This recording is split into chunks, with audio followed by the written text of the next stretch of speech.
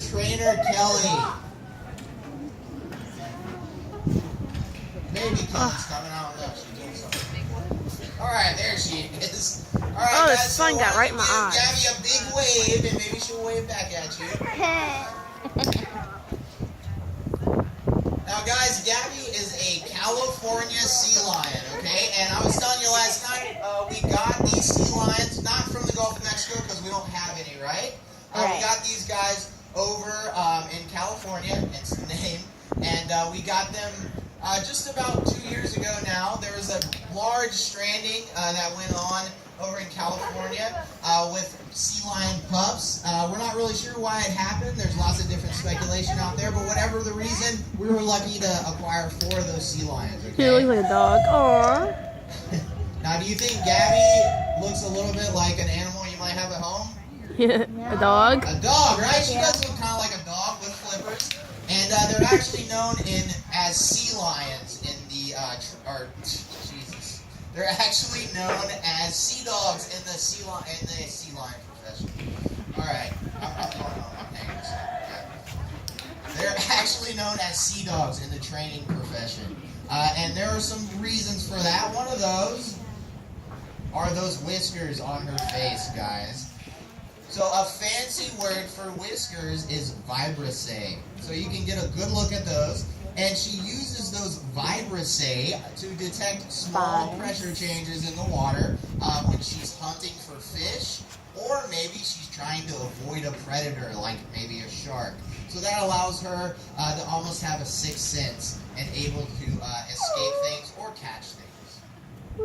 Now another reason, guys, why she is known as a sea dog is because she has a lot of sharp teeth in her mouth. Let's see if we can get a good look at those teeth. So you guys see those? You see how they're kind of brown, right?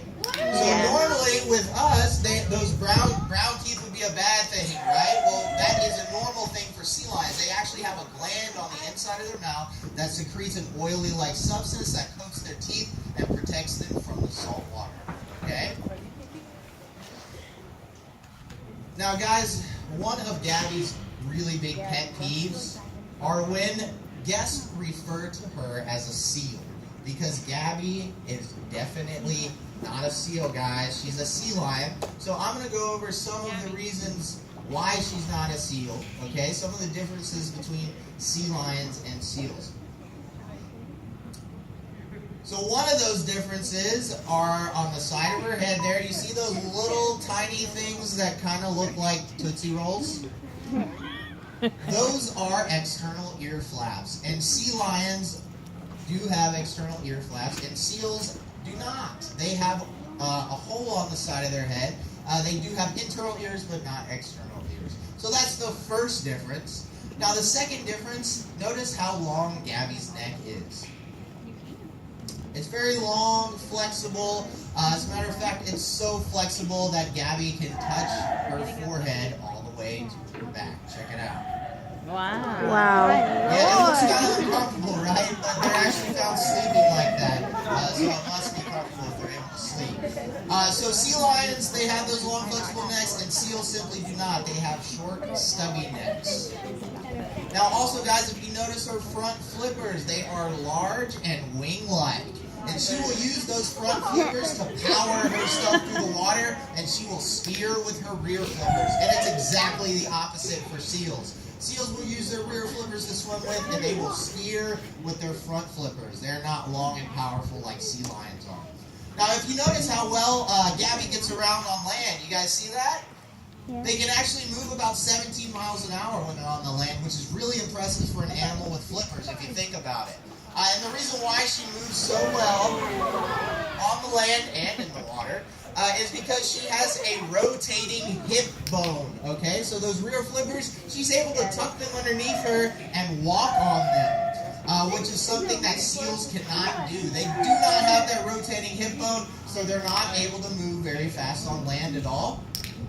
So when seals get around, they do kind of look like a fuzzy inchworm. Now, we don't have any seals to show you guys, but Gabby has a really funny seal impression, so let's see if we can get her to show us what one of her cousins might look like. It's funny. Pretty good, Gabby. That's exactly what they look like. So all this stuff that you guys are seeing today, that's a lot of hard work and a lot of training. The type of training that our trainers use here is called operant conditioning or positive reinforcement, okay? That means that they do reward the positive things that the animals do. And Kelly's using a clicker, if you notice those sounds that she's making, just like you clicker train your dog. And she uses that for what our trainers like to call a bridge.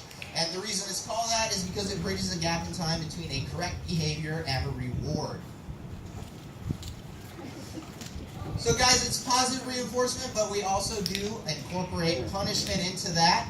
There's positive and negative punishment. Now, positive punishment is when we will add something into their environment, like the word no. So if Gabby were to do something that we wouldn't like, we would tell her no. And hopefully that might work and stop whatever she's doing. But if that's not working, then we will apply negative punishment. And that is when we simply take something out of their environment. Like we might give them a time out. And so that's when Gabby will have to wait and kind of think about what she's done wrong. Think about it a little bit. So guys, normally when I say punishment, you guys think of spankings, right? Everybody thinks of spankings when we talk about punishment. Now, of course, we don't spank any of our animals here.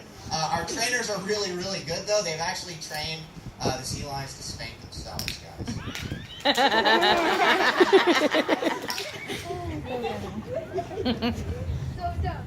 So guys, with all of that, training, you can see a lot of the neat stuff that you're seeing today. And I think we're probably, ending the... Okay, maybe not. So what's going on up there? I totally did not get that. Kelly, what'd she say? She wants to dance. How could I forget about her famous dance moves, guys? Okay, so Gabby is gonna show us some really neat dance moves. So go ahead, Gabby. Let's see what you got. Bust the flipper for us.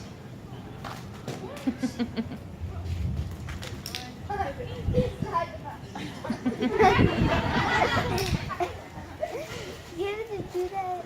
Get it to do that to a human back. Slap a human. That'd be funny.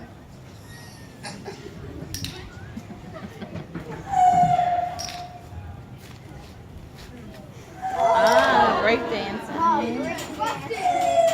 right, guys, let's give a big round of applause to Gabby, and also Kelly's got some pretty nice dance moves.